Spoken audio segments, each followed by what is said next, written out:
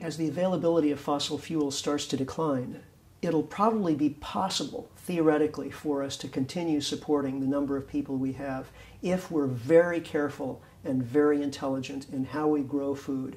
We're going to have to relocalize food production. We're going to have to use very labor-intensive and intelligent means of growing food, systems like permaculture and bio-intensive gardening.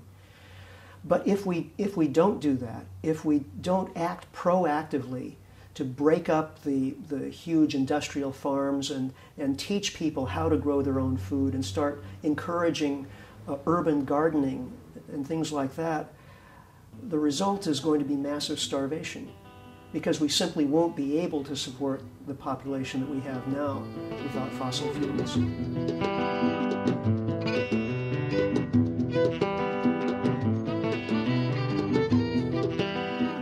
So this means basically a reversal of the trend that existed throughout the 20th century. During the 20th century, the trend was urbanization. People were moving off of farms into cities because they couldn't compete with the fuel-fed farm machinery. Now, in the 21st century, we're going to have to move people out of cities and back onto farms. It's going to be a trend of re-ruralization. If we don't do that, there's simply no way that a few million people working on the farm are going to be able to support enormous numbers of people living in cities. There won't be any way to transport the food to them.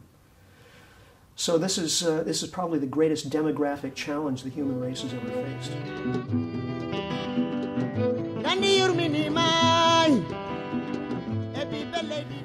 As oil production peaks, we'll see economies begin to come apart at the seams. Nations may begin to fight over the world's remaining oil supplies. We'll see increasing competition between oil importing nations. We'll also see increasing unrest within oil nations as different social factions vie for control of this increasingly valuable resource. We'll see farmers going bankrupt as they are unable to pay for fuel for their tractors. As a result of that, food prices will skyrocket, and we'll see increasing levels of hunger. As economies collapse, then people will begin to default on their loans and mortgages. We'll see enormous increase in homelessness. In other words, we're talking about a situation somewhat similar to the Great Depression of the 1930s, only in this case probably far worse, because during the 1930s most people still lived rurally. Most people still produced at least some of their own necessities.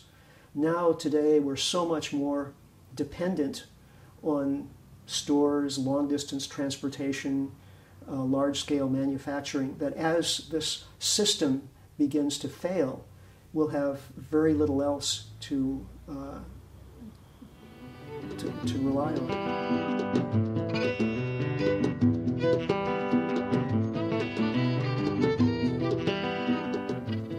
Looking at the colliding effects of peak oil and global climate change, it would seem that we are facing something like a collapse of industrial civilization. Of course, it wouldn't be the first time that human civilization has collapsed. There have been something like 24 civilizations in the past, and most of them have come apart because of resource depletion or habitat destruction. In our case, it's likely to be much worse because, of course, what we have today is a global civilization. When's it going to happen? I think a good rough estimate would be sometime around the middle decades of this century.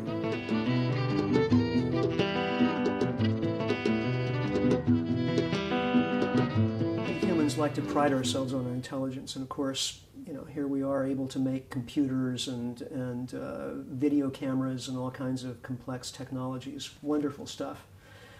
But really, nature only cares about one kind of intelligence, and that's the intelligence that would enable us to look at what we're doing and the likely consequences of our actions, to be able to judge which consequences are detrimental to our own survival prospects, and then change our behavior accordingly. If we can do that, then I think nature will judge us as being an intelligent species. If we can't, then I don't think we have right to think of ourselves as being any more intelligent than yeast, which would be acting exactly the same way. If we put them in a bottle of grape juice, they'd be eating up the sugar in the grape juice, consuming their energy source, and at the same time they'd be giving off a waste product, namely alcohol, which would be poisoning them. And so their numbers would proliferate until they ate up their energy sources and poisoned themselves with their waste product, and then they'd have a die-off.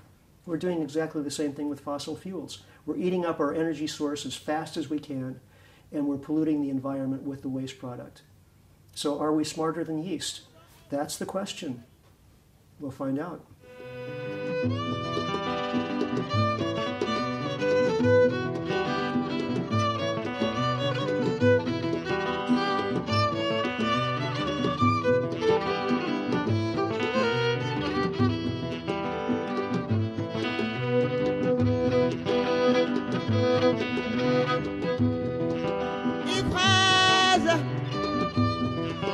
Can you play the violin so I can sing the song of my